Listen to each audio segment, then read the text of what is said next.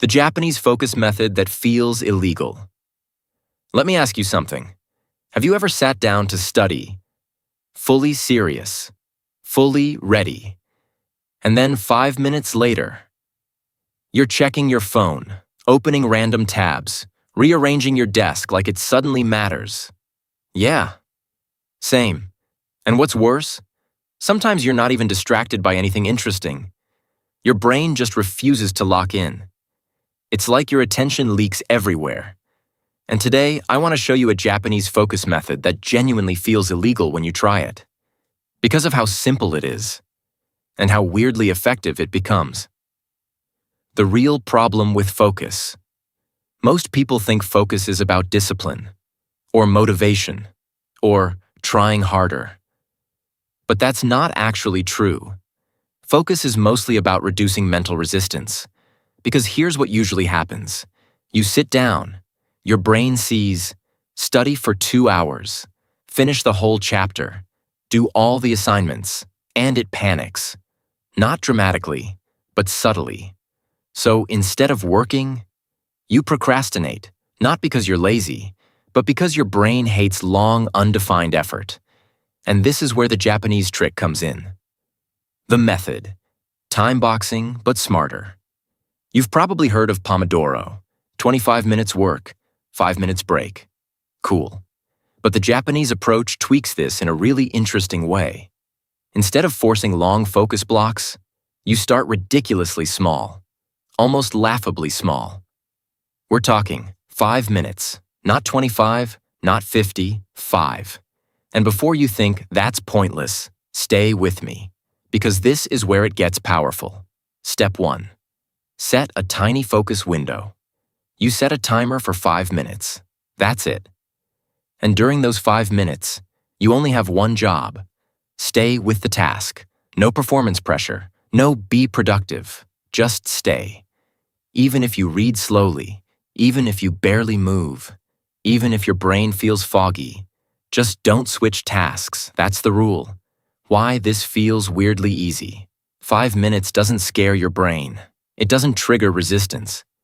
Your brain goes, oh, that's manageable, which means you actually start.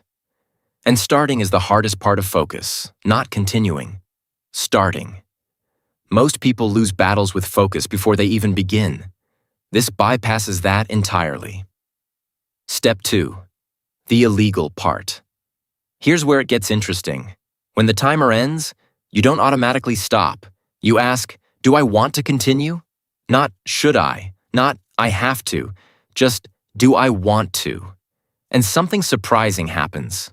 A lot of the time, you say yes, because momentum quietly builds inside those 5 minutes. No pressure, no stress, just flow. And flow feels good. Let me be honest with you. There were days my attention span felt broken, like genuinely damaged. I'd open my notes and my brain would instantly search for escape routes. YouTube, messages, snacks, anything. Trying to force long study sessions just made me more frustrated. But 5 minutes?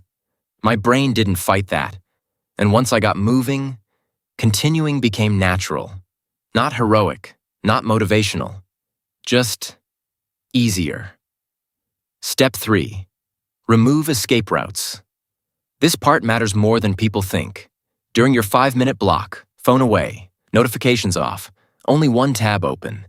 Because focus isn't just mental, it's environmental. Your brain reacts to what it sees. If distractions are visible, your attention is already split. Make focus the path of least resistance. Step 4.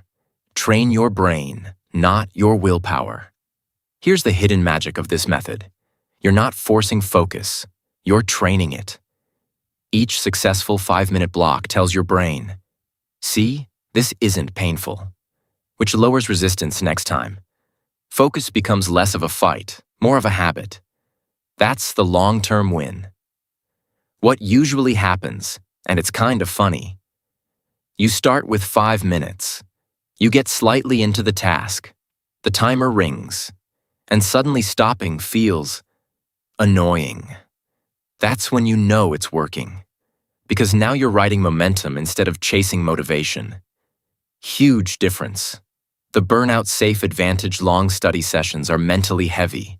They drain you fast. This method protects your energy. Some days you'll do 1 block, 2 blocks, maybe 6, but you're never staring at an intimidating 2-hour grind. You're just doing small, repeatable sprints, which your brain handles much better. If your brain feels scattered, try this. When you feel completely unfocused, don't aim for deep work. Aim for time presence. Just stay with the task for 5 minutes. Even messy focus counts. Even slow focus counts. Consistency beats intensity. Always. The truth about naturally focused people. They're not magical. They're not built different. They just remove friction better. They make starting easy. They make distractions harder. They work with their brain instead of against it. That's what this Japanese-style focus method really teaches. Let's make this practical.